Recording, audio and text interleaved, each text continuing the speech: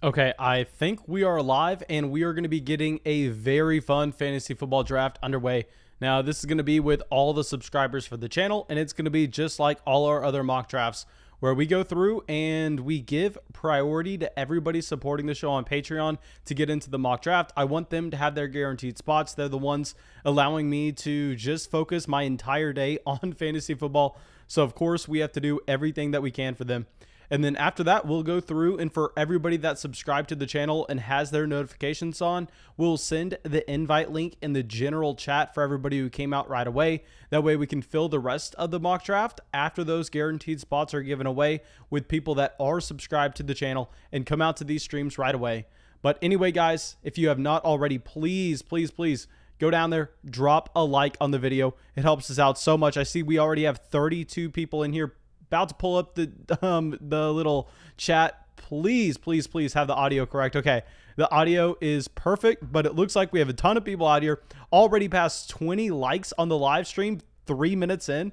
That is absolutely insane. Thank you, my dudes. Let me run over real quick and grab the link to Patreon so anybody wanting in this mock draft doesn't have to go through and go on another platform. They can just go through YouTube. And also a major announcement. So this is not going to be a dynasty startup mock draft. This is going to be a 2021 regular fantasy football mock draft. This is going to be very useful for anybody playing in a best ball league, very useful for even people playing in dynasty leagues right now, because we have to start looking at what these players are projected for 2021. Even if you're not a contending roster, we understand that this upcoming 2021 production is going to have a massive impact on those dynasty values. But speaking dynasty, we are going to have another Flock Patreon dynasty startup happening later this week. Now, the official details are going to be posted on Patreon tomorrow. So if you've been waiting to get in one of our startup drafts, you're going to be able to find that announcement tomorrow on Patreon. I wanted to give everybody this heads up before we made the announcement, because I know there's been a lot of demand for another startup, and I promise you we're going to get a lot more Flock Patreon startups going. And also, we are about to kick off our $500 Flock League, given the fact that we are closing in on 400 people over there on Patreon, which is absolutely massive. Okay, 40 likes on the live stream. We've been live for, I mean, that's about as many people in the live stream right now, so it's not even like I'm asking for likes. That is just ridiculous. Everybody in here has dropped a like. Thank you, my dudes. Now let me grab this link to the mock draft. Let me go over and send it out to everybody who shot me a DM on Patreon. Then we will send it in the live chat for everybody else to take the remaining spots. But as we wait for these people from Patreon to join this mock draft, let me go through real quick and let me see if we have anybody out in the general chat asking some questions that we can get to. Okay, so Hydrogen says he was the first like. Awesome. Thank you, my man. Aaron says he missed the Dynasty premiere. Yeah, guys, I had to haul ass for the Dynasty channel. I actually woke up at about 5 a.m. this morning. I went and visited my family this weekend. That's why I took a little bit of time to get to everyone's Patreon messages this weekend. Y'all know usually I answer those questions within 2 hours at the very latest, but I'm sorry that I was less available this weekend than I previously have been, but I just had to visit my family. But I wanted to make sure that we could premiere that Dynasty video instead of just scheduling it to upload. So I woke up at 5 a.m., hauled ass home. That way we could get that premiere up and we could get this stream going for today.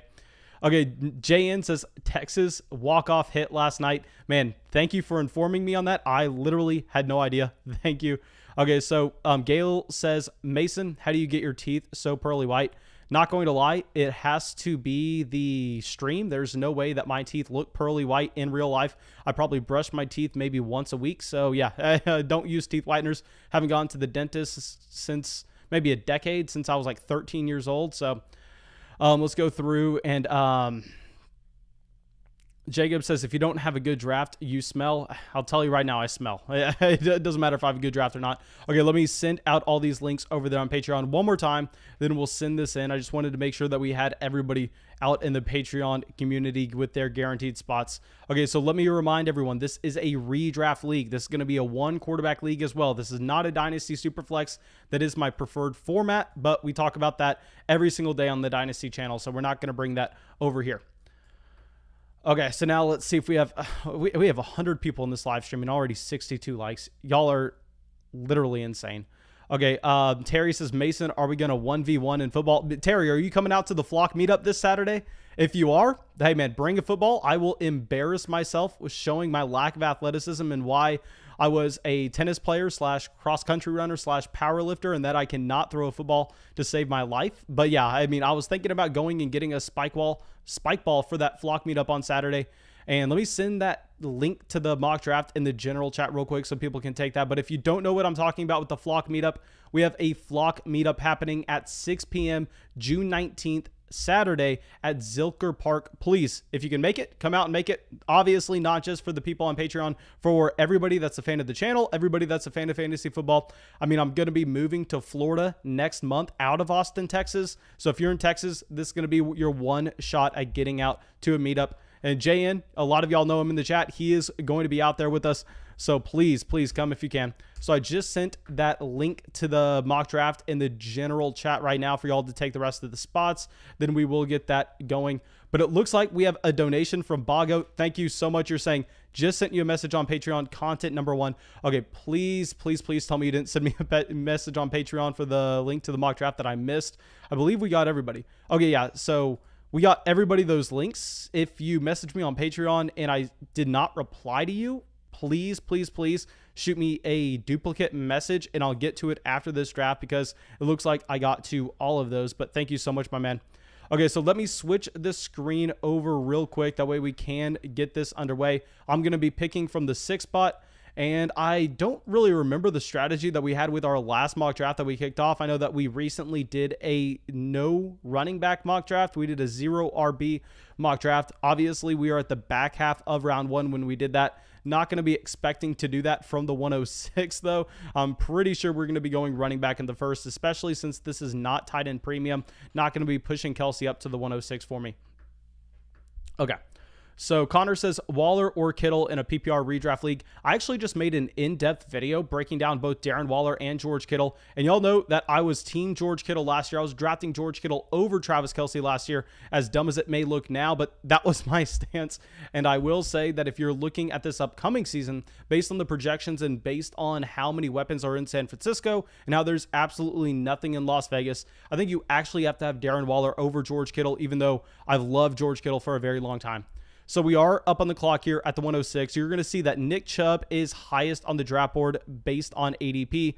Now, personally, y'all know my opinion on Nick Chubb, and I understand that you can make the argument that Nick Chubb is one of the most talented running backs in the NFL, and I hate to go down this rabbit hole every single time, but I really need to explain myself when I say this because a lot of people in the fantasy football community view Nick Chubb as that elite running back, that Alvin Kamara, that Derrick Henry, that Dalvin Cook, because from an NFL standpoint, he is definitely there. He is definitely that talented. I mean, if you just look at the prospect he was coming out of Georgia back in that 2018 draft class, everybody knew Nick Chubb was going to be that type of talent, but we are going to be going Jonathan Taylor here. The reason we are taking Taylor over Nick Chubb is we have seen consistently back in 2019 and in 2020 that Nick Chubb only averages a little over 1 reception a game in games where Kareem Hunt plays. So understanding that if you're drafting Nick Chubb, yes, you're drafting one of the best running backs in the NFL. Yes, behind a very good offensive line, but you are drafting a running back that is only going to be playing on obvious running down situations. He doesn't have the ceiling for his receptions that I like to see to try to identify a running back that has the potential to be the number 1 running back overall, where Jonathan Taylor, that same type of prospect, you could argue coming out of Wisconsin last year that Jonathan Taylor was actually a better running back prospect. Obviously, a fantastic rookie season. Now, I will say I'm a little bit worried about the reception ceiling with a Jonathan Taylor as well, given the fact that you're expecting Nyheim Hines to have a significant role there like we saw last year. But even in games Nyheim Hines was healthy last year, Jonathan Taylor had a much higher receiving floor than Nick Chubb. Going into year 2, you would hope to see some natural progression. I know they bring back Marlon Mack, but if you look at the history of what you find with those running backs that tear their Achilles, I mean, RIP, Texas Longhorn legend, Donta Foreman, I mean, it is a long road to recovery. And most of the time, they never get recovered fully. Most of the time, those running backs that tear their Achilles never really come back in the NFL. It's a sad story, but it's a true one. Okay. So now Jacob says, could you do a research video on draft strategy and which is most efficient? I'm definitely going to cover more research videos on what we are doing in drafts. I just want to make sure that we are trying to hit the bases first and what kind of player profiles we are looking for before we really dive into draft strategy, because strategy in drafting is a little bit different in that you have to go through and you have to really understand your league format. And that's why if y'all are a member over there on Patreon, you see that we upload multiple podcasts every single day, because when you join Patreon, what I ask for you is I ask for you to send me one of your fantasy teams. That way I can do an in-depth breakdown based on your league settings. Now, I've been playing Dynasty Fantasy Football in particular since 2014, been playing regular fantasy football. I'm sure a lot of y'all have been playing longer than I have, but since 2009. But I will say, because of our intense Dynasty Fantasy Football experience, I have so much experience with almost every league format imaginable. So that's really going to dictate what you are doing in drafts, is understanding your league format. So I cover that a lot on Patreon. I'm definitely going to do that more on the regular channel, but I hate making in-depth roster construction draft videos because everybody's playing in a different league format. And I really think it's hard to make one video that kind of covers it all. So we're going to probably get a series going on based on the formats that you're playing in, but that's something you really have to focus in on.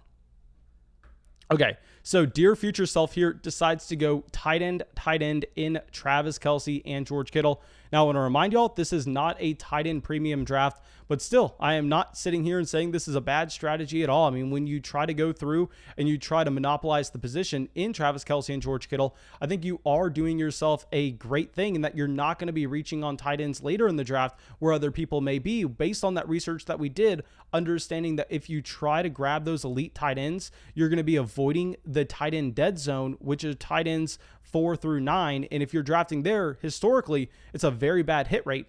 But now we are going to be up on the clock. And if we are going position by position, I think our best running back available is honestly kind of a flat tier here. I think in a redraft league, you'd make the argument that it is Aaron Jones. Hard to say with Aaron Rodgers not necessarily locked in. We have DK Metcalf, DeAndre Hopkins, AJ Brown. DK Metcalf will be my wide receiver that I would want there. But essentially, I think what we are looking at is we are looking at either drafting Darren Waller or Aaron Jones. And I think we have a higher likelihood of getting a running back that we like back to us in round 3. So I'm going to do something I know I probably wouldn't have done last year in a non-tight end premium league, but we're going to take Darren Waller here, understanding that research that we have done, trying to identify where you want to be drafting tight ends in fantasy drafts, at least over the past 7 years now. It's really shown that grabbing that elite tight end at the very beginning and getting those just throwaway tight ends at the end, if you miss those elite tight ends, is the correct decision. So with us being comfortable on trying to identify our 0 running back targets at the very end of the drafts, I'm completely fine taking that luxury pick of a Darren Waller there at the 207, especially with the target ceiling he has. Okay, so let's go back to the general chat real quick. So I'm sure a lot of people probably wanted us to go Aaron Jones there, but please let me know what y'all are thinking. Okay, so now let's go through and Bud Snacks saying this guy is a troll. So, okay, so I'm assuming that he's not talking about me because Bud Snacks is actually a member of the Flock Patreon over there. So I doubt he would subscribe to the Patreon if he thought we were a troll. So let me go through and try to identify who y'all are saying is a troll. Okay, so I please let me know if we have something wrong going in the chat right now, guys. We have just so many people in here that it's kind of hard for me to go through and track everything. It looks like we don't have our mod. Actually, yeah, Nash's Cash is here. Man, for some reason, I don't have this account for you as a moderator. So I'm going to make you a mod right now on this account as well. Okay, perfect. Just made you a mod. So please, if we have anything going on in the chat that needs to be fixed, let me know. Okay, so Aaron says, did you make the thumbnail? Yes, I did make that thumbnail, guys. Okay, so CEH, DeAndre Swift going there at the 2-3 turn. I actually really like those picks. I know a lot of people are hating on Swift, wanting Swift to fall to the 4th round. I think that taking him in the late 2nd in most drafts is going to be a little bit aggressive for myself, but I don't want to see DeAndre Swift starting to fall to the early 4th. I mean, that is absolutely ridiculous. Keenan Allen, a very high floor, high ceiling pick there at the 303 as well. You can say the same thing about DeAndre Hopkins at the 302. So it looks like after we go Darren Waller at the 207, we were thinking about either Waller or Aaron Jones, and Aaron Jones makes it a few more picks to the 210. So maybe a decent selection for us to go with the Darren Waller. And I'll say here at the 306, this is where I would begin to think about quarterback. I mean, I think you could begin to think about a Patrick Mahomes here, but the problem is if I'm taking Mahomes in the third, I want to make sure that I either got Clyde Edwards-Helaire, Tyreek Hill, or Travis Kelce already on my roster. That way you can get that built-in stack. So because we did not draft any of those Kansas City Chiefs players before, I think that we are not too worried about going through and getting that Patrick Mahomes stack. So at the 306, we're going to be looking at a different tier, pretty much only running back and wide receiver here. Wide receiver, I think based on the target projections for this upcoming season, Michael Thomas would be our guy. Now going over to running back is a little bit more interesting. Now Miles Sanders, Josh Jacobs, and Chris Carson and David Montgomery all have their red flags in their profile, different things that point to the fact that they don't have the ceiling to be a top 5 running back in fantasy. So for that reason, we're going to take a very balanced approach to the start of this draft. We're going to go Taylor in the first, Waller in the second, Michael Thomas in the third. Now, it's going to be interesting what running backs are available to us in the 4th round, but that's the luxury of getting your running back in the first. Since we only have to start 2 running backs in a league, I don't necessarily want to say that we are fans of 0 RB or the strategy, but what I will say is historically, if you look in fantasy drafts with the running backs that are selected in rounds 3 through 10, I mean, that is called the running back dead zone. The majority of the time, once you have those locked in bell cows already off the board, those running backs getting pushed up, a guy like a Josh Jacobs, a guy like, I don't want to say even a Chris Carson, because Chris Carson is projected for that role right away, but usually those running backs going in the 4th and 5th rounds are having very low hit rates if you're talking about actually affecting your winning percentage in fantasy. So I think maybe we just hammer in wide receiver here now that we already have our tight end. But it is interesting to see here that you do not have Mahomes going off the board at the 309. Personally, I think if I would have gone with a Tyreek Hill at the 109 and you already have 2 wide receivers, I think if you go through and you take a Mahomes there, it makes a lot of sense. But I guess since you're on the end and you understand that if you miss out on a Mahomes, you could possibly get a Josh Allen later to stack with Stephon Diggs, that is completely fine. But Terry McLaurin going off the 310, Travis Etienne at the 311. Now that Travis Etienne selection is very interesting. I recently took Travis Etienne at the end of the 3rd in a dynasty startup. Now Travis Etienne, someone I am all in for with our dynasty leagues. And I think by the time we get to the end of the year, he is going to be the 3-down running back for the Jacksonville Jaguars, which is why in dynasty, I'm viewing him as an asset that is extremely safe to rise in value over the next 12 months. But I would be a little bit worried in a redraft league that James Robinson may come in and get goal line usage to start the year. So I'm a little bit worried about that. Maybe that would make us want to go with the David Montgomery instead at the 311, just because we're talking 2021 production here. But y'all know, I mean, it's going to be hard for me to say I do not like a pick of a Travis Etienne. Okay. So Kevin is saying Mason and JN for president in 2024. JN, what do you think about that, my man? I think that would be a great campaign that we could get started. I mean, I'm sure that a person with 2,000 Twitter followers that runs a fantasy football account would be a shoo-in for a presidential election. But I mean, let's keep it fair out in the streets. Okay, so AWAL coming out says running backs get in thin flock. Yeah, I mean, once you pass on a Miles Sanders or a Chris Carson or a David Montgomery in the 3rd, I mean, I think you pretty much have to just accept the fact that you're most likely only going to be taking a running back in Jonathan Taylor at the top of drafts. And what we're probably going to be doing is we're probably going to be loading up on that Latavius Murray, Gus Edwards type tier later on, guys that you know are going to have roles and you can play as running back 2s to start the year. Now, no, you're not going to be expecting average running back 2 production, but the reason you take a lot of those guys and you load them up on your bench is all of a sudden, if you see an Alvin Kamara injury, if you draft Darrell Henderson and you see a Cam Akers injury, then you have a running back that's getting vaulted up to being a running back 1 in fantasy, potentially at your running back 2 spot, and that's what makes a league-winning player if you have that elite tight end, if you have those elite wide receivers, and we already have our running back 1 in Jonathan Taylor. So I really do like that strategy, but it's obviously going to depend on the value that we get to us. Now, what sucks about taking Michael Thomas in the 3rd is you can't really get too excited about the stack potential here. I mean, maybe if we would have had the opportunity to go with a guy like a Stephon Diggs in the 2nd, or if we would have gone with a DK Metcalf in the 2nd, I mean, the 4th and 5th round, you can start looking at quarterbacks. But here, I mean, there's no way we're going to be taking either Jameis Winston or Derek Carr anytime soon, so we don't have that stack potential, but maybe we can go through and try to find something a little later on. Now, Josh Allen does go off the board at the 406. That is decent value for Josh Allen. Now, if we are pulling up this page at wide receiver, best available according to ADP would be Julio Jones, Amari Cooper, Cooper Kupp, Adam Thielen, DJ Moore, Robert Woods, Kenny Golladay. I don't know if we can go there, to be completely honest. Now, running back, there are no options that scream out to me. We're not drafting a running back at quarterback. Quarterback's interesting. I will say a Lamar Jackson would be a lot more appealing if we didn't go Darren Waller in the second, because if we took Lamar in the fourth, then we could potentially be looking at getting a Mark Andrews in the fifth. Now, Kyler Murray, Hopkins is already off the board. Maybe we could, no, we can't go with Russ. I think what we actually do here is we go with a Julio Jones. No, we can't do that. I'm not going to dive into this too much right now, but let's take Amari Cooper at the 407. Y'all know I love Amari Cooper. I think he's actually a very safe player to be drafting this upcoming season as well. You can make the argument that the ceiling is not there, at least not what it's been over the past few years, given the fact that CeeDee Lamb is now projected to be the target leader for the Dallas Cowboys. But nonetheless, this is going to be one of the pass happiest offenses in the entire NFL. We still have the potential to take Dak Prescott in the 5th round, which I do like to see. And I mean, if we decided to go through and draft a Derrick Henry, decided to draft an A.J. Brown a little bit earlier on, I would have been happier to take Julio Jones, knowing that we could have gotten Ryan Tannehill for the stack later in the draft. But I think from a roster construction standpoint, it makes more sense if you're in that same tier of wide receivers to go with an Amari Cooper, knowing that Dak Prescott may be an option in the 5th round. Okay.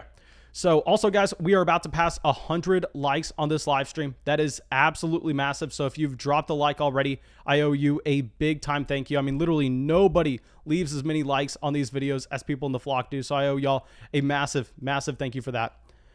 Okay, so I see in the chat, y'all are asking what kind of draft is this? This is going to be a 2021 redraft 1 quarterback PPR league. This is not tight end premium. This is not dynasty. This is not best ball. This is not superflex. Now, while I love all of those formats, my favorite is a dynasty superflex league, where that's pretty much been my only play. I play fantasy football for a ton of money since 2014. We'll do some drafts here or there for fun. If it's going to be a redraft league, I don't like putting too much money into it because I'd rather have all that for our dynasty channel. But yeah, no, these are so important regardless of whatever league format you're playing in, to understand the upcoming season's projections, because if it's a dynasty league, that's going to be changing dynasty value. If that's going to be a best ball league, obviously this is going to be very useful for you as well.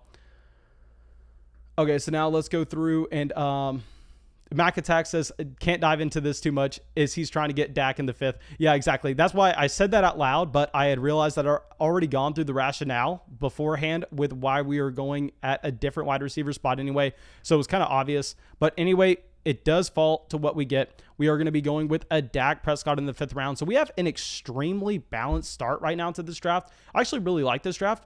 Taylor, Waller, Michael Thomas, Amari Cooper, Dak Prescott. So we have presumably a running back 1, a tight end 1, and obviously balance isn't this important when you're going through and drafting. More so, it's about your roster construction, and it's about getting those correlated bets into your starting lineup and trying to chase the volume. But I think we've done all of that at value. So when it comes across as a balanced roster at the same time, that is nice. But anyway, 2 wide receivers we feel confident about. We get that elite quarterback with rushing potential, and we get a stack with one of his top options in the offense. So I'm very, very excited about that. Okay. So Azib says, is there a way to draft with other people on Sleeper besides inviting people? I am unsure. I will say, if you have a hard time inviting people on Sleeper to get in drafts, our Dynasty Discord chat, I know it's Dynasty, but we actually have a redraft section on there as well. And if you're playing fantasy football in 2021, if you're doing a redraft draft closer to the season, I promise you there'll be a lot of people in there talking redraft. It'll be a very, very easy spot to be able to find 11 other people to go through and draft. I mean, we have like 3,000 people in our group chat. Okay, so let's go through and see if we have anything else. James is saying he got the Herbert and Allen stack. Let's go through. Yeah, here you get that Keenan Allen and Justin Herbert. And I know that we have given so much crap before to people taking Kyle Pitts in the 4th round in redraft leagues. I will say, now that the targets have opened up, that Julio Jones is gone, I don't necessarily like Kyle Pitts in the 4th in a redraft league. We already made our video saying in Dynasty, I'm fine with this price point now, and we're just taking our L on calling him an overrated asset, and we would rather buy him 12 months from now. But in a redraft league, I still think the 4th round is a little rich for me, but you have to understand that this 4th round pick doesn't necessarily look like a regular 4th round pick because he most likely understood that he wanted to come away with Justin Herbert with one of these 2 selections here. He knew that nobody was going to be going Herbert here over Lamar Jackson, presumably Dak Prescott as well. So he kind of had Justin Herbert locked into the 503. And at that point, you're pretty much asking, okay, so who are you going to be taking between Julio, Kupp, DJ Moore, Kyle Pitts, Myles Gaskin, Kareem Hunt, Kenny Golladay, Mike Davis, Javonte Williams, Chase Edmonds? I mean, it's all one flat tier. So I'll say Kyle Pitts looks really bad in the 4th, but if you look at the other options, it's not that different from Pitts himself. Okay, so now let's go through. And Blue says, how would you feel with CeeDee Lamb and Michael Thomas as your wide receivers? Just got them as mine in a dynasty startup. In a dynasty league, oh my God. I mean, CeeDee Lamb is a core asset that you can build around for the foreseeable future. I mean, he's going to have that production right now. He's also going to be very stable as he is on his rookie contract. So yeah, I love that. I mean, Michael Thomas also someone that does have the potential to be the top wide receiver in fantasy this year. Now we have T. Higgins and Jamar Chase going back to back. I really like seeing T. Higgins go over Jamar Chase, but if you look at high stakes redraft leagues currently, I mean, consistently you're actually finding that Jamar Chase is going almost around ahead of T. Higgins, which I don't agree with. We are releasing a video tomorrow where I'm going to be going through and I'm going to be talking about players that I think are overvalued in redraft leagues. Jamar Chase is going to be on that list. I know a lot of people are going to hate to hear it, but I think we do have some very appealing historical data that should be able to go through and try to change your mind if you're the guy drafting Jamar Chase at the beginning of the 5th, late 4th in a redraft league.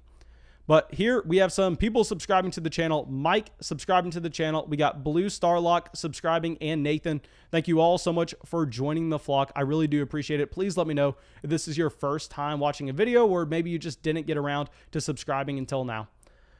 Okay, so let's go over and see the chat real quick. Spac says, I CeeDee Amari pick, and I have no idea what that means. Okay. So let's go through. Browns fan says, how much rushing potential does Dak really have this season? What you like with Dak is it's not necessarily his potential for rushing volume. It's more so we have seen the usage at the goal line before where they are willing to call him runs at the goal line. And if that's the case, we know that touchdowns are volatile, especially when they're talking about being a rushing quarterback touchdown outside of a Kyler Murray and a Lamar Jackson, which there you can project. It's not necessarily built into the projection with Dak Prescott, but you do have to understand that it is in the range of outcomes.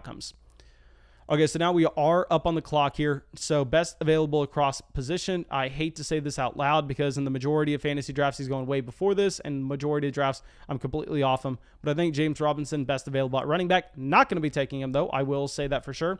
Now, wide receiver, honestly, I think we have a very clear selection here. Can't really look at quarterback or tight end since we do have both Darren Waller and Dak Prescott. But I think at wide receiver, it's a clear choice of Tyler Lockett. Now, I understand Tyler Lockett got the majority of his 2020 production in about 3 games. And obviously, you do not like to see that happen. And I know a lot of people are projecting the Seahawks to be a little bit more run heavy this upcoming season. But I think the basis of them being more run heavy because they moved on from Brian Schottenheimer to the former offensive mind for the Los Angeles Rams may not necessarily be bad, because I would rather focus on the fact that Brian Schottenheimer was a very bad offensive coordinator. He's out of there. They're bringing someone in from the Rams, which is a presumable upgrade. Now, who's to say if they're going to be more run heavy or pass heavy? All we know is the efficiency should go up. Tyler Lockett going to be an every down player, every snap player with Russell Wilson. So I am going to like that pick there at the 607 in a redraft format.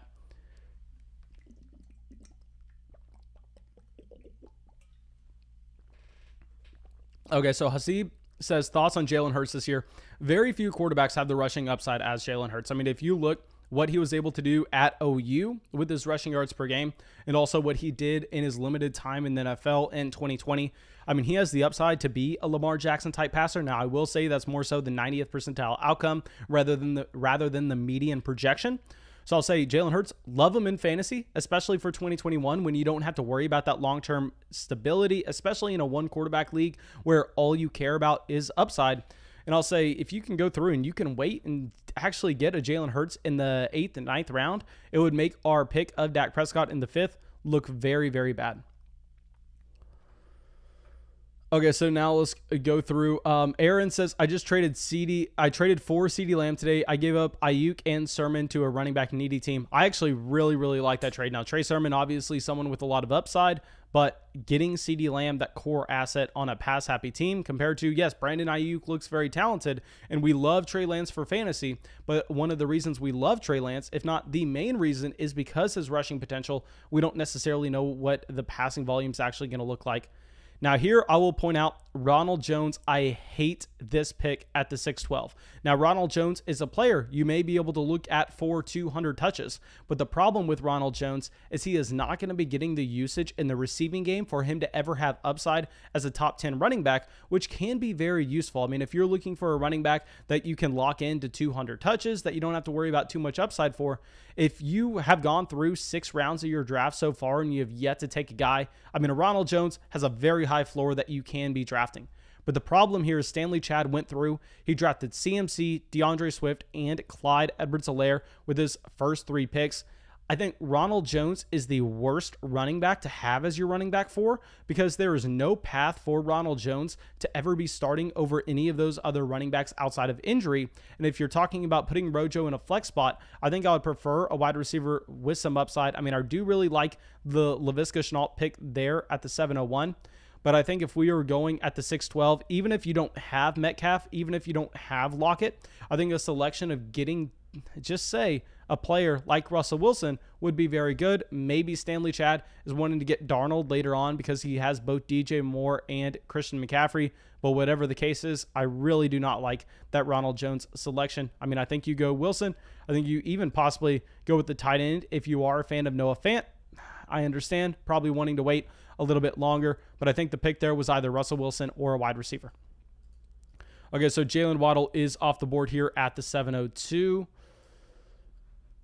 Okay, so JN says, Colin Johnson stocks. Man, please let me know if something happened with Colin Johnson today. Did we get some positive buzz around Colin Johnson? I know Laviska has been getting a ton out of camp as of late. But if we are going through, we are looking at players we would potentially be drafting. Running back, it's that dead zone that we were previously talking about, given the fact that you can actually start 5 wide receivers in this league. You have to start 3, and you have 2 flex spots. I don't mind continuing to hit the wide receiver position here. Now, I will say the value at wide receiver is going to be kind of hard to find. Now, there's one player that I like. So I know a lot of people are going to be screaming at us to take either Courtland Sutton, Chase Claypool, or Jerry Jeudy here. And I understand that if you're talking pure talent, if you're talking about if we are building an NFL team, those would most likely be the picks. But currently, they are all playing in one of the most crowded situations in the NFL, one in Pittsburgh, the other in Denver. Really hate the situations. And given the fact that they are all going to have some of the worst quarterback play in the entire NFL this year, I can't buy into it. I think what we actually do is we go Robbie Anderson. Looking at the production we saw last year, most weeks, Robbie Anderson was a top 12 wide receiver in fantasy. So getting him here at the 706 when he's going to be a consistent player in our flex spots, I know it looks like a little bit of a reach. I know that there are way sexier names on the draft board with a guy like a Courtland Sutton, a guy like a Jerry Jeudy. But I really would rather just be going with the player that we know exactly what we can expect. And yes, they bring in Terrace Marshall. Terrace Marshall, a very good wide receiver prospect out of LSU. But there are touches available with Curtis Samuel going over to Washington. And I don't think the rookie wide receiver prospect in Terrace Marshall is going to be able to see the same type of volume that you actually had with Curtis Samuel last year. So I think Robbie Anderson is a fine pick in the 7th. Okay. So Luke says, just traded Josh Jacobs for Amari Cooper and a first next year. What do you think of the trade? I think you just robbed the man. I mean, in a dynasty format, I think I would actually have Josh Jacobs and Amari Cooper like neck and neck. I will say based on the format, based on the actual starting lineup requirements, with the amount of flex spots, with how deep the actual league is, that's where we would use the tiebreaker between the two players. But even in a vacuum, I mean, if you're getting a first added on top of Amari Cooper, I don't care what the format is. I mean, that is a fantastic trade. Okay, so now let's go through, and JN says, I did DM you something, though. He had a former great say some very nice things. Okay, I will definitely see. Okay, so now let's go through. Spax saying, this team ain't it, Mason, but you're still goated. I mean, I really like this team. I know a lot of people are going to be looking at a running back 2 as a whole, but I think that if you understand how a real fantasy football league would function throughout the year with the course of waivers, I think we're completely fine having Jonathan Taylor as our running back 1 and piecing together running back 2 production. So I'm actually very, very happy with this team. I mean, I could make the argument Michael Thomas, easily a wide receiver 1, Amari Cooper, the potential to be a wide receiver 1, Tyler Lockett, make the argument a wide receiver 2. Robbie Anderson was a wide receiver 2 last year. You get a top 5 quarterback. Dak Prescott was actually the number 1 quarterback in points per game last year, so he even has some room to regress, and he's still at the top of the league. Darren Waller, I mean, you can make the argument he has the ceiling to be the top tight end in fantasy this year. So I really like this team. I know it's not extremely sexy. I know we didn't get any of those sexy rookies in here, but I mean, I think what you care about is production and not necessarily roster appeal. Okay, so now let's go through, and Weston is saying, what is Lance worth in a Superflex league? Is he worth Kirk Cousins and a first-round pick? If someone offered me Kirk Cousins and a first-round pick for Trey Lance, I would press reject so fast that I would probably break my phone screen. I would probably never talk to them again. Trey Lance worth significantly more than Kirk Cousins and a first-round pick in a Superflex dynasty format.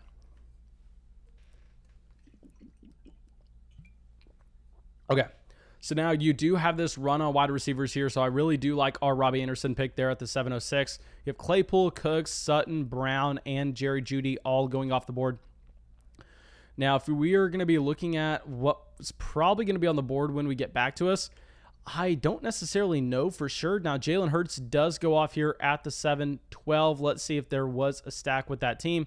No stack, but I will say that when you have those rushing quarterbacks like Lamar Jackson and Jalen Hurts, I mean, making stacks on those teams are a lot less important because when you're drafting those quarterbacks, you're essentially making a bet that their rushing production is going to be so high. That's what actually makes them a league-winning player at that price.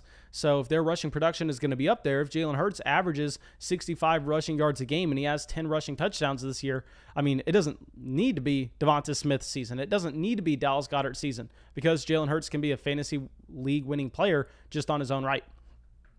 Okay. So then you have Tyler Boyd, Deebo Samuel. So it looks like wide receivers are going off. So we have a 3 running back team here in JN. We have 2 running backs, 3 running backs. So it looks like pretty much everybody has either 2 or 3 running backs besides herself. So I'm honestly going to be fine taking another wide receiver if that's the value that falls to us here with this next pick, understanding that teams are going to be starting to skew heavy wide receiver when you start 3 in this format, and you also have to start 2 flexes, and presumably, given the running backs that are still available, I think that we would actually prefer having wide receivers in our flex spots. So I think that we take our last starting lineup spot in a wide receiver. Then, obviously, we can get a little bit more excited about pushing those running backs up on the draft board. But right here, I think we are going to be going wide receiver. Okay, Gail says, Mason, I think you should have locked up Mike Davis in the 5th or locked up a second running back for value instead. Okay, so if we go through this draft again, I mean, if we were ever going to be taking a running back, so in the 5th round, I think once you take Amari Cooper in the 4th, I think it is a clear stack where you really can't do anything other than take Dak Prescott in the 6th. Dak Prescott in the 5th. So I am not feeling bad about passing up on Mike Davis in the slightest. Now here between Tyler Lockett, James Robinson, Ronald Jones, Fournette, not feeling bad about that at all. Now between Michael Thomas, Miles Sanders, Chris Carson, Travis Etienne, David Montgomery, honestly don't even feel bad about. I mean, I think if we went through this entire draft again, I would do the same thing. And very rarely do I say that. I mean, the majority of the times, once you get about 8-9 rounds in, it's a lot easier to look back and go, okay, you know what? If I would have pushed this player up a little bit, if I would have broke a tie this way, the draft probably would have felt better to us. But honestly, I really like what we did here. Okay, now Bateman, Goddard, Raheem Mostert, all going off the board, and we are now up on the clock. So there are not that many wide receivers that I'd be interested in. I mean, it looks like there are a flat tier of a few players that I would like. The problem is it is not tight end premium here, so we can't really press the button on Noah Fant, and we can't go quarterback. So I think we actually do start to look RB here. Now there's Melvin Gordon, Kenyon Drake. This is definitely a dead zone. I think we actually go back to wide receiver. I'm not going to be pushing the button there, given the fact that we are viewing this as a situation where we can throw this guy in the flex that we are about to draft. I think what we do here is we go with the Curtis Samuel, knowing that the contract that he received, he is going to be an every down player for the Washington football team. Now he's going to be hard to project on a week-to-week basis as anything more than a wide receiver 3 option with some boom bust potential. But still, if you're getting that player as the 5th guy in your starting lineup at your last flex spot, I'm perfectly fine having Curtis Samuel there at the 807. Okay, so JN is saying he likes the squad. Let's check out JN's squad real quick. He takes Trey Sermon in the 8th. Okay, so he has hit wide receiver and running back hard. Okay, so his wide receiver 1, Devontae Adams, then Terry McLaurin, Brandon Ayuk, and Marquise Hollywood Brown. Man, JN, what I would have really liked to see here is I would have liked to see you go Aaron Jones once you take Devontae Adams, because once you take Devontae Adams in the 1st, you're essentially making a bet that Aaron Rodgers is going to be playing all 17 games this upcoming season. So if you're making that bet by drafting Devontae Adams in the 1st, I would like to double down by drafting Aaron Jones in the 2nd as well. Then McLaurin in the 3rd. I would prefer Lamb over McLaurin, but that's just nitpicking. They're in the same tier. Jacobs in the 4th. Edmonds in the 5th. Ayuk, Hollywood Brown, Trey Sermon. I'll say that I like the fact that you passed up on quarterback and tight end in the spots that you did. The players you took at the actual draft slots, though, I wouldn't necessarily go with. But like I said, I am wrong all the time. Okay.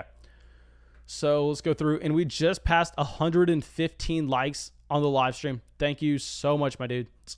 And Gino is asking, is this a dynasty or a regular draft? This is a regular PPR 2021 redraft league draft.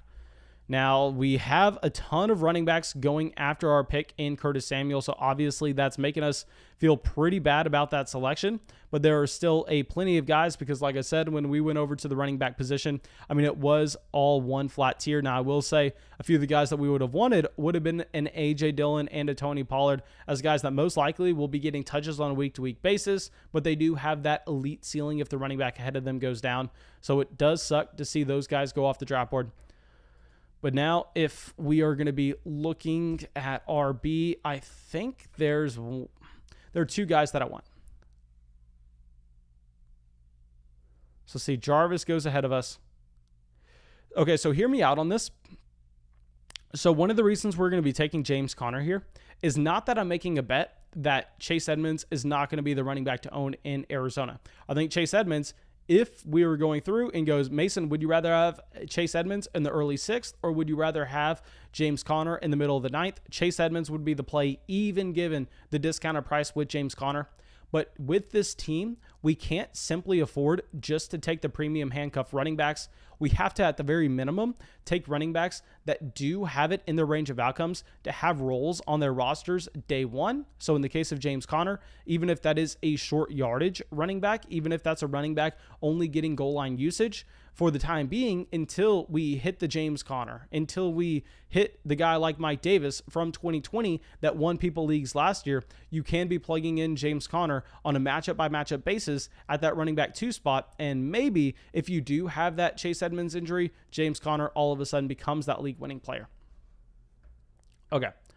So now let's go through and see if we have, Spack is asking us Conner or Gainwell. If you're asking us James Conner or Kenneth Gainwell, 100% of the time, James Conner. I mean, Kenneth Gainwell almost dead for me in fantasy, especially for fantasy this upcoming year. I mean, Kenneth Gainwell is a pass-catching running back on an offense where the quarterback is not going to be checking down. We know that those rushing quarterbacks hardly ever check down. They are more so going to be the guys looking to shoot the ball deep downfield, or they're going to be the players that are going to be running it themselves. So Kenneth Gainwell, I mean, he's dead to me.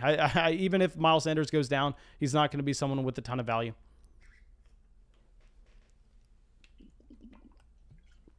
Okay, so Pokey Adam is saying, how can I join a fantasy money league? There are a couple things you can do here. If you're asking how you can join a fantasy money league with myself, I will say what we do is we go through and we have a ton of Flock listener leagues for everybody supporting the show on Patreon. Now, if you don't necessarily want to support the show on Patreon, I would advise you to get in our fantasy football group chat. Maybe there you can get a league started with everybody in that group chat. But I will say, I'm not going to play in that league. I exclusively play with those listeners over there. And we do have a Dynasty startup draft that the details are going to be announced for tomorrow over there on Patreon. That league is going to get started later this week. But like I said, the details will be posted on Patreon tomorrow. Okay, so now let's go through and see. NC Tricks is asking, what website are we using? We are using Sleeper, sleeper.app. Okay, so Zach Moss, Aaron Rodgers, Melvin Gordon, all going off the board here. Now, I will say it's very interesting taking Matthew Stafford when you do not have either Cooper Kupp or Robert Woods. I think Matthew Stafford is one of those quarterbacks that I am exclusively drafting if I do have the pass catchers on his offense. Because like we said earlier, when you take that rushing quarterback, when you take that Jalen Hurts, when you take a Lamar Jackson, when you take a Trey Lance, it would be nice, but it doesn't matter too much about having those stack options with their pass catchers on their team, because there you're betting on them having that rushing upside, and that's how they're going to score their fantasy points. But when you draft a Matthew Stafford, you're essentially saying, hey, Matthew Stafford has it in his range of outcomes to lead the NFL in passing yards this year. Let's draft him here, see if he does provide a ton of value above his actual draft price. But at that point, you would go, wouldn't it make sense to be drafting a Cooper Kupp, a Robert Woods, getting those correlated bets coming in? Because if Matthew Stafford does hit and he provides value on where you drafted him, then we would really know that you're also having Cooper Kupp and Robert Woods hit at the same time. So it would raise the overall floor and ceiling of your team. So I think Matthew Stafford, Aaron Rodgers are probably going to be quarterbacks I'm exclusively drafting whenever I had the other pass catching options.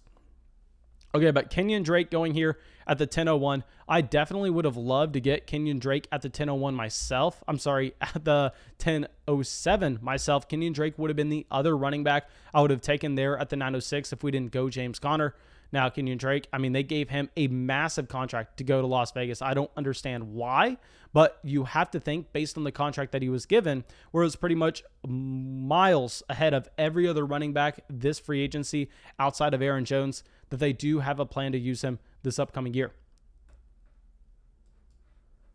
Okay, so Al says, if you have a league you're looking for players this year, please let me know. I'd love to play. Like I said, guys, all those leagues are going to be posted over there on Patreon. We're going to do a ton. We actually have a $500 league that we are probably going to be kicking off, I'll say, at the end of this month, because we are waiting until we get 400 Patreon supporters. And what we're doing with that $500 league is we are giving away one of the spots. Okay, so of course I'm going to play in the league. I'm going to be putting up my own $500, and another spot in the league I'm going to be paying for and giving to someone a part of the Flock Patreon. Now that league's also going to be exclusive for everybody else to play through Patreon. But like I said, that's going to be a very fun giveaway that we are doing when we hit 400 supporters over there, which should happen at the end of this month. But all of our other leagues are $60 buy-ins. Okay, so now let's go through Mike Williams at the 1006. So I think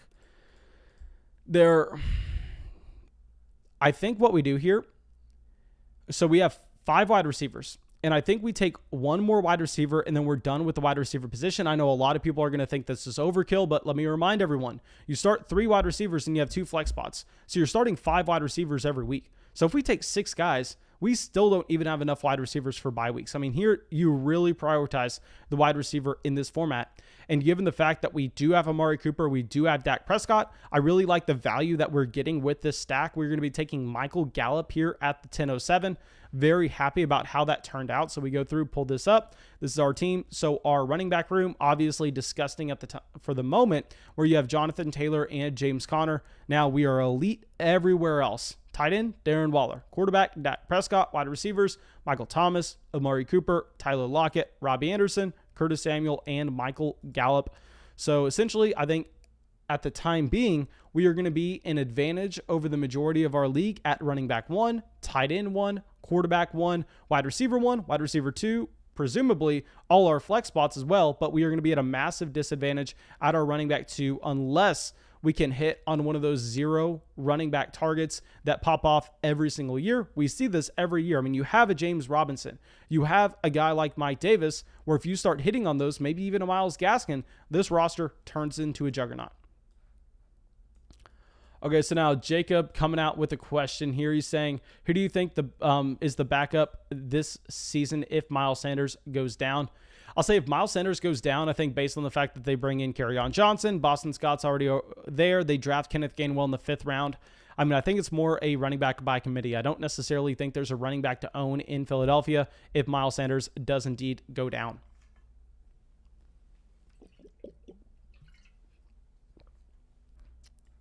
Talon Lee says Gallup is a huge get at that point with your stack. Yes, sir. I was very happy to see Gallup there. Guys, if y'all don't know, Talon Lee, a mother flocker over there on Patreon. Thank you so much for supporting the show, my man. Really happy to see you out here. Okay, Spack says, I would have taken A.J. Dillon over Curtis Samuel. I think if we knew that we were going to be able to get Michael Gallup in the 10th round, I completely agree with you. At that point, I think we would have gone with an A.J. Dillon over Curtis Samuel as well. So I think that's a completely fair point. Like I said, when we were on the clock at the 8:07, not necessarily knowing how the running backs are going to be drafted after you, it's a little bit harder to say that then. But looking back on it, yes, I agree with you. We should have been going with an A.J. Dillon over Curtis Samuel in the 8th round with what happened afterwards. Okay, Ari says opinions on Javion Hawkins. Okay, so Hawkins, the problem with him is I know he has some athleticism and he was a decent producer in college. Simply, he doesn't have the size. I mean, even if Mike Davis goes down, I'm not looking at him as a running back that has 3-down potential. For that reason, I really don't view him as someone with a ton of upside. So Javion Hawkins, I know he's been getting some hype as of late, and it's definitely warranted because he is the running back 2 for Atlanta. But I think I'm probably going to be avoiding more times than not, even though I know a lot of people aren't going to agree with me on that one. So Terrace Marshall at the 11:03, that is a high upside pick. Nash's Cash says, are you going to do a Patreon post rankings these after? That is actually a really good idea, man. And thank you for reminding me. Okay, like I said, guys, I'm sorry, I have not said this. JN actually gave us this idea after our last mock draft. And after all these mock drafts, with what I'm going to do from now on is I'm going to take a screenshot of the board, and then over there on Patreon, I'm going to go through and I'm going to give my rankings of the top 12 teams in order from this mock draft. Jan, thank you so much for reminding me. I promise you that will be up by, I'll say, 10 minutes after we get done. I'll definitely want to sit down and go through the teams, but I will 100% get that out. Okay, so now we are up on the clock here. I think what we do is we take a premium handcuff running back. We're going to be taking someone that I promise you is going to be rising in fantasy drafts throughout the offseason. We're going to be taking Darrell Henderson here at the 11:06.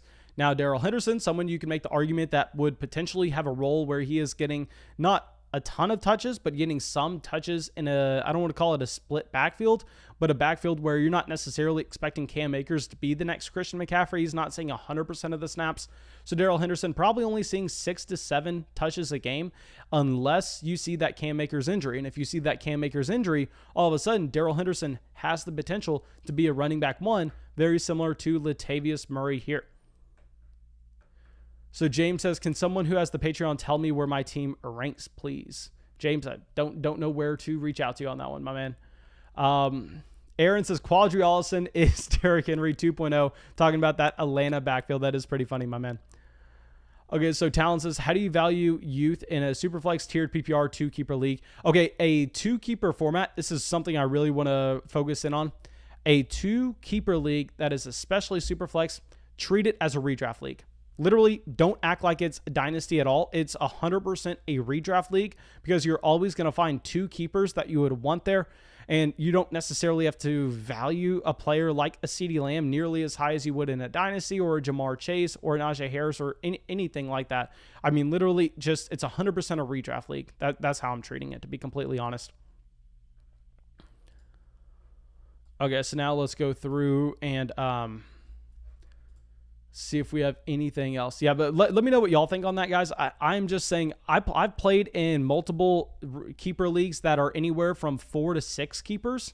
And I will say in those formats, I found more success treating it like a redraft league compared to a dynasty league.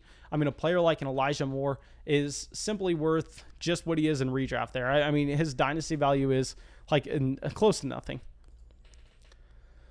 Okay, so given the fact that Joe Burrow is still available, I mean, it looks like our selection of Dak Prescott in the 5th is absolutely horrendous. Obviously, we get the stack here, but I mean, I think if we would have known this, what we probably would have done is we probably would have gone with a T. Higgins in the 5th, and we would have gone with a Joe Burrow way down here. I mean, it's crazy that Burrow does not go off the board until the 12th round. That is a fantastic selection right there. I don't even know how that happens. Okay, so now let's go through and let's see if we have any other. Okay, Nash's Cash says, I think he was going to do it as a free post. Yeah, I'll do this team ranking thing over there on Patreon as a free post. I don't know if I'll do it as a free post every time, but I'll definitely do it as a free post on this one. Okay, so now let's go through. I think we could just keep on hammering home running backs here. We're not going to be drafting guys that look like they have starting jobs right away. We're going to be drafting guys that are an injury away to being high upside players, like this next guy, Rashad Penny. God, Rashad Penny has the talent. I promise you Rashad Penny has the talent. Hopefully he's 100% healthy coming into the year. If Chris Carson does get injured, I want to say Rashad Penny is a locked-in top 24 running back. I want to say it. Obviously, you don't love them drafting running backs in back-to-back NFL drafts in 2019 in Travis Homer, in 2020 in DJ Dallas, but still Rashad Penny has all the talent in the world. Okay, so now let's go through and see if we have anything else.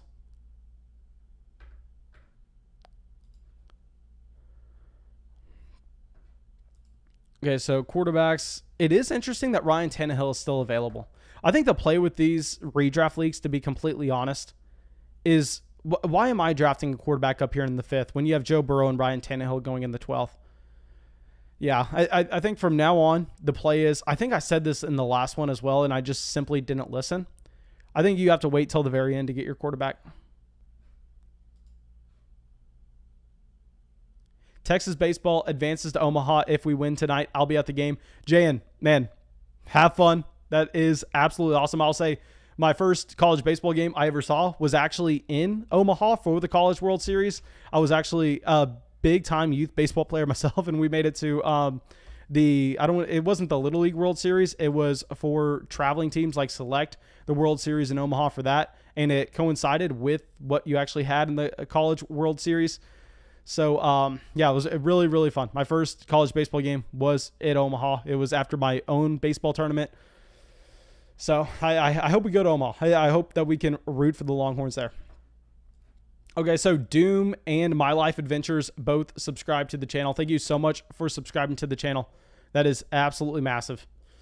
Now, let's pull this up. Obviously, can't really look at quarterback or tight end when you take Dak Prescott and Darren Waller that highly. You're already so locked into them. If they kind of flame out, you're just sitting behind the 8 ball. I mean, if Dak Prescott goes down, we're essentially just going to be streaming the quarterback position. But I think we just continue to take running backs, praying that we can hit on a running back too, praying that we take a guy that's an injury away, and then you actually see the injury occur ahead of him.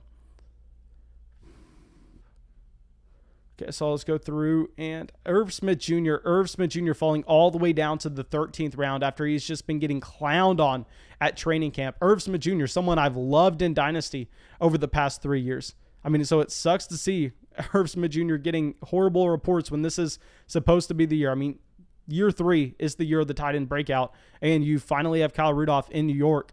Yet Irv Smith Jr., for whatever reason, just is the most hated player in Minnesota. Now, we are up on the clock. Now, I will say Nyheim Hines is actually interesting here. Now, hear me out on this. Nyheim Hines is never really a player I take, given the fact that he doesn't have the upside to ever become a player that's getting 25 touches a game. Like, you could reasonably see that with Darrell Henderson, Rashad Penny, and James Conner, but that's not the case with the Nyheim Hines.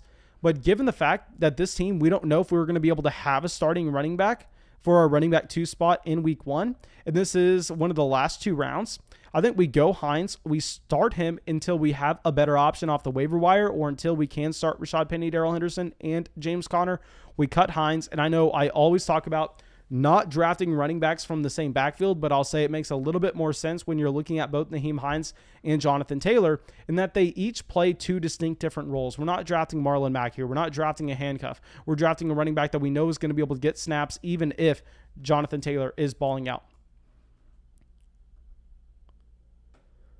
Okay, so let's go through and let's see if Mordio is saying, I appreciate the constant content, Mason. You've really given me something to watch every day during what is normally a really slow time. Thank you, man, for coming out. Thank you for sending me that nice message and just being out and hanging out with me in a live stream. And I promise you guys, I'm going to continue to do a video every single day. And once we get to the fantasy football season, I'm going to live stream every single day like I did last year. I mean, JN knows we live streamed every single night last year. I think we missed 3 nights throughout the entire season. Actually, we missed 2 nights throughout the entire season. I was live streaming 3 to 4 hours a day, uploading 3 to 4 videos a day. It's going to be the same thing this upcoming year. Okay, Philip Lindsay off the board here in the 13th. Okay, so now let's go through, and I think we hit another running back in the 14th. I mean, just say if this was a real league, like I'm trying to portray this as a real league. I know a lot of people would go through and go, I got to get my second tight end. I got to get my second quarterback, blah, blah, blah. Let's make this draft look pretty. Let's act like it's going to be this case throughout the entire year. But no, if I was drafting a real league, this is how I draft it. I draft 1 tight end, 1 quarterback. Now, not every draft, I'm only drafting 1 quarterback and 1 tight end. But when you make that investment into the elite options, then at that point, it makes sense from a roster construction standpoint when we're weak at running back 2 to throw 100 darts, just trying to hit the dartboard with these guys, with James Conner, Darrell Henderson, Rashad Penny, and Nyheim Hines, and whatever last running back we decide to take here. I mean, a guy like Breshad Perriman getting drafted here, I mean, you're going to be able to find 100 wide receivers off the waiver wire like Breshad Perriman, sorry. Okay. So there's a clear running back that I want. JN does decide to go with Colin Johnson in the 13th round. Let's see the Devin Duvernay pick here in the 14th. At least I am assuming. JN says he thought we only missed 1 night of the live streams last year. No, we missed Halloween night, and we also missed... Actually, no, Halloween night I did do. I went out on Halloween night, but I think we streamed as well. I know I missed I had to go to a sorority date event, so I know I missed streaming on that day. I don't know if we missed... I swear to God, we missed streaming on it. It was like my anniversary. It was something that I had to miss. I just couldn't get out of it. Okay, so now Rhamondre Stevenson going off the board here at the 1404. I really do like that pick. I mean, talk about a running back backfield that not too many people, at least not too many smart people, are confident they know what's going to happen in. I think that's a good just last round dart throw saying, hey, maybe he has a role week 1. Maybe he edges out Damien Harris because we haven't seen Damien Harris really take control of that starting job. Okay, so now let's go through and let's get our last guy at the 1407. Okay, apparently we can't drink water, but that is okay. Let's take Darrell Henderson, the backup running back for the Kansas City Chiefs at the 1407. Very easy selection here. So yes, I know this roster looks ugly. Yes, we don't have a locked-in running back 2. But we have 5 guys here. We have waivers to figure that answer out. And when you're so strong at running back 1, tight end 1, quarterback 1, your wide receiver spots, as well as your flexes, I mean, this is what you're looking for. Obviously, you're not going to be coming across as elite at every single position after a draft. You have to be weak somewhere. So might as well pick that spot where you're going to be weak if you don't find the value at that one given selection, and then go through and address it at the back half of the draft. Okay, Wayne Gallman, I do like that pick here. I love these late running back picks. I mean, just getting those guys that you're taking those shots with, because we know that you're going to be able to find a Cole Beasley. You're going to be able to find a Christian Kirk. You're going to be able to find a Devin Duvernay, Breshad Perriman, all off. I mean, you're going to be able to find them on the waiver wire. Okay, so Tim Tebow, I'll say wasted pick there, but it looks like maybe that's a Tim Tebow fanboy. So who knows? Who knows? But thank you, my dudes. Looks like we're coming to the end of this mock draft. I see that we passed almost 150 likes on this live stream. That is absolutely massive. Thank you for dropping those likes. Let me remove my little face here on the screen. I am sorry that y'all are having to even see that thing pop up. That way y'all can see the entire draft board. I can take a screenshot of this that we will post over there on Patreon. Like I said, it's going to be a free post over there on Patreon where I go through and I rank my teams in order that I like. And I'm not going to do an in-depth breakdown just because I won't have that time. I have to make a lot of in-depth podcast breakdowns for Patreon because we were visiting my family this weekend. I didn't have the chance to do it then. But yeah, thank you, my dudes. That announcement for our Dynasty League is going to be coming out tomorrow over there on Patreon and Discord. So be on the lookout for that. And yeah,